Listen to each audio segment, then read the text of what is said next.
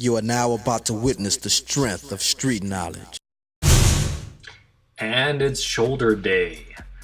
Let's see, here I am. I'm going to show you some of my warm-ups that I do for shoulders. I use these little bouncy bands.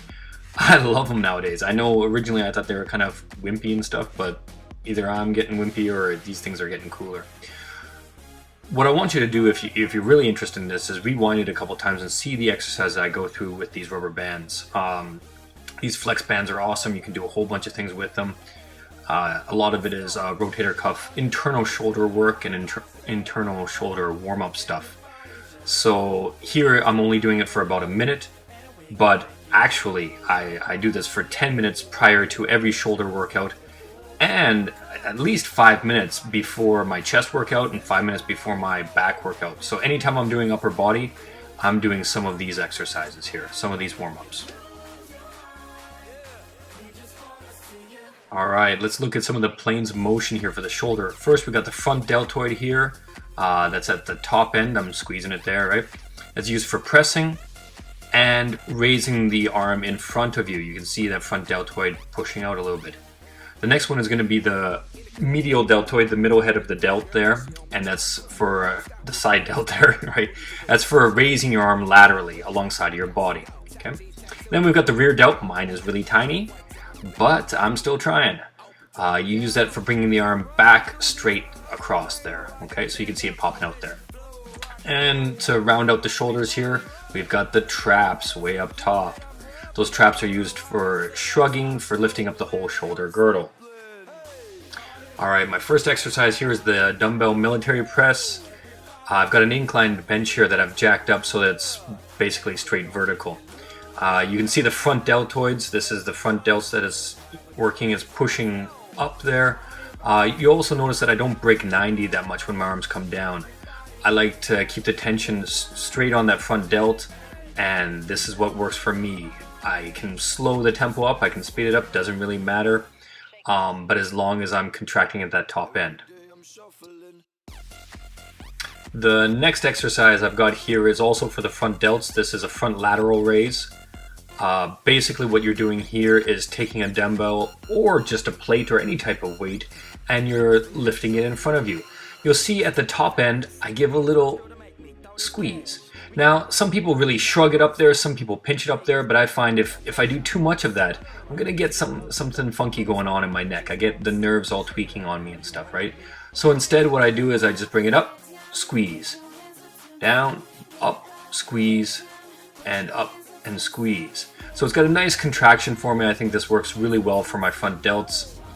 I like the feeling on it. Front delts are used in so many different exercises in the gym for pressing movements and stuff, but this is a really good isolation one. Alright, next is the side laterals I'm going to do here, but first I want to point out how I'm gripping this weight. You can see me gripping it with my hands there. Kind of an odd grip, but it really works for what I'm trying to do. I've got a medium hand position here. My hands aren't pointed towards me or away from me or anything like that. They're nice in line with the shoulder, and this really helps to isolate that medial head of the deltoid there. So with that hand position, I'm able to really raise it up, contract right into that middle head there. So again, you can see that strange hand grip of the weight there, right?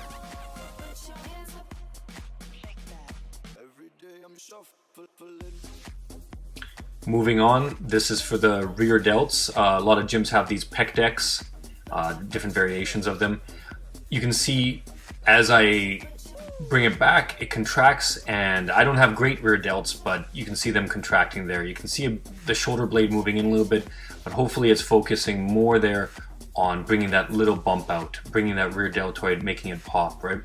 To do that, try not to shrug too much with your shoulders. Try to keep it just from the shoulder joints into the contraction. So the arms go out, they contract, and they come back in. This isn't a big trap exercise. You're not trying to squeeze all your shoulder blades together or anything like that.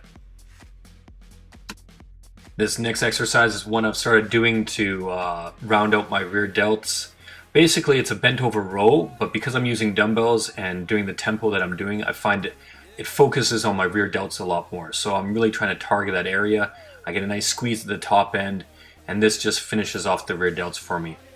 I call it ski rows because I really feel like I'm doing downhill skiing or something. Here we've got what I enjoy is a cable shrug. I've tried them with dumbbells, with barbells, and I don't feel the isolation on my traps. Here I really do. I'm able to really tighten up on those traps. The lighting isn't great here, so you can't really see the traps working as well as I feel they are. But trust me, they're working. They're really feeling great. And because I've got really sloping shoulders and a little bit bigger arms, other things come into play when I do traps a lot.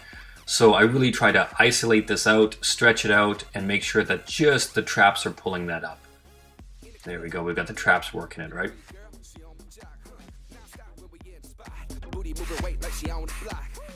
And at the end of the exercise, we do a little bit of stretching, squeezing, flexing, like I always do, right? Especially on those rear delts, that's my weak point, so I'm really trying to work on those.